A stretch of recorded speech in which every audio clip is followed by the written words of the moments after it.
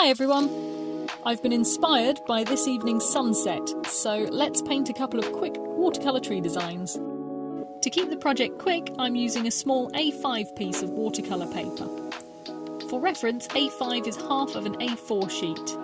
And I have my Scotch artist tape to section the paper off and keep it flat. I thought I'd try something different and make the sections smaller, so when it comes to adding the trees, they'll grow over the border of the background. Got my water here and some tissue. My trusty watercolour tin is just off camera. First we start with just water, to give a base for the colours to spread across. Then, using a chunky round, I wet the paints in the palette and add the first swipes of blue. This is Windsor blue.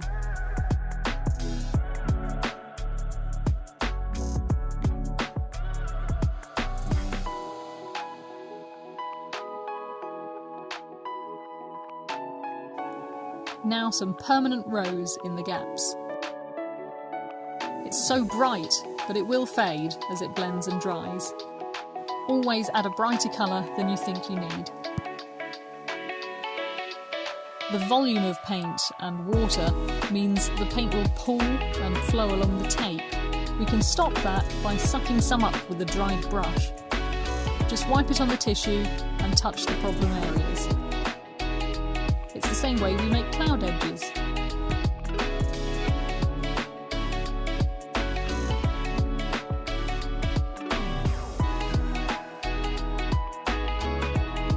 Now add more colour back in to where it's needed.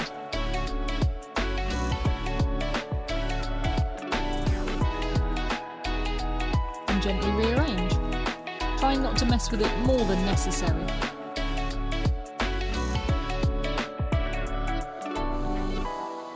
I swiped too far there.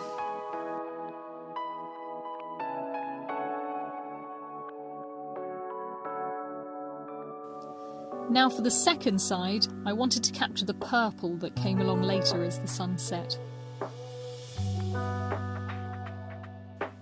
Violet and darker blue.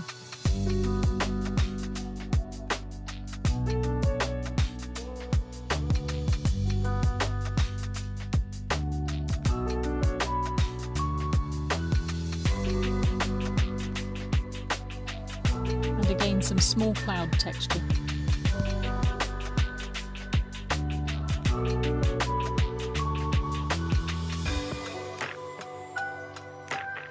I'm worried the tape won't have stopped all the paint going under, but we might get lucky.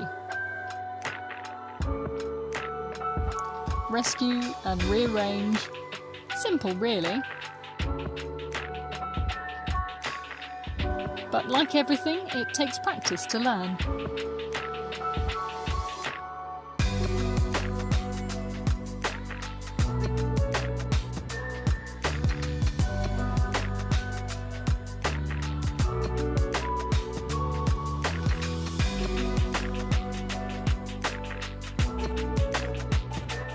Once it's dry, we can peel the tape away and see what's happened underneath.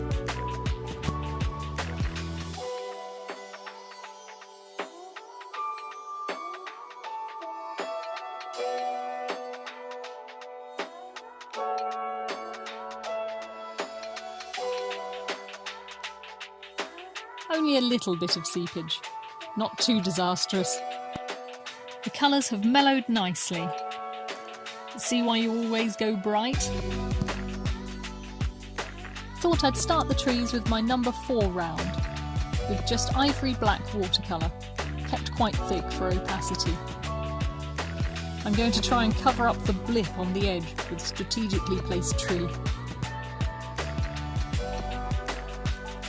Gouache would be better as it's fully opaque, or metallic markers would be really interesting.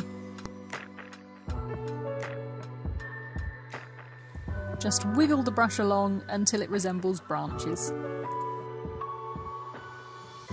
I'm thinking of a generic poplar tree. There's a park near me that has a beautiful avenue of well-established tall poplars. It's like walking down the aisle of a cathedral. especially when the sun is low.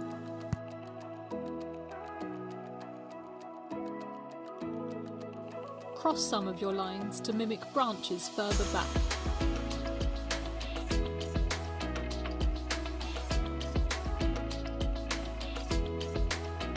Though I can already tell I've crowded this picture.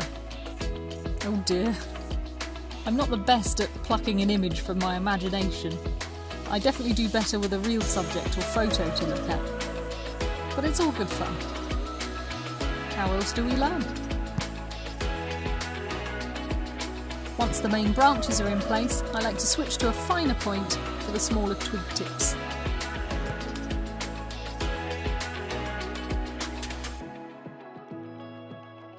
Let's just do the one tree on this side. A different style. It reminds me of a hawthorn or apple tree.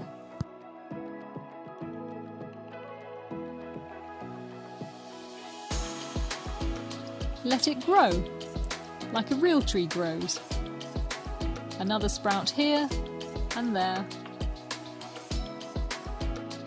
I feel like it will be a good effect for a greetings card.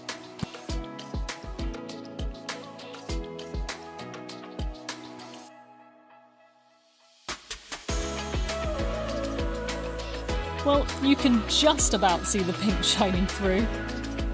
Never mind. I still enjoyed the process and I wanted to share some techniques with you. I hope this was useful to someone. I do like how they sit beyond the colour.